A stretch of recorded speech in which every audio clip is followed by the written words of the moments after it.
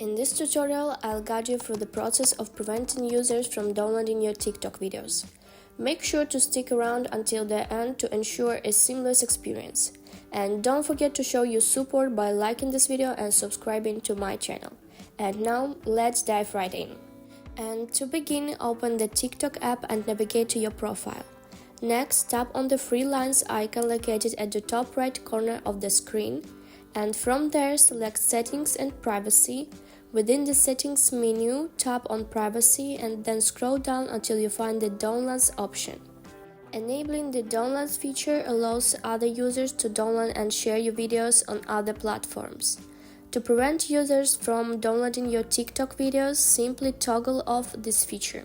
By turning off the downloads feature, users will no longer have the option to download your videos directly from the TikTok app. And that's all there is to it. You have successfully disabled the ability for users to download your TikTok videos. And if you have any questions about the tutorial, feel free to drop them in the comments below. And don't forget to hit the like button if you found this video helpful. Stay tuned for more tutorials, and until next time, happy TikToking!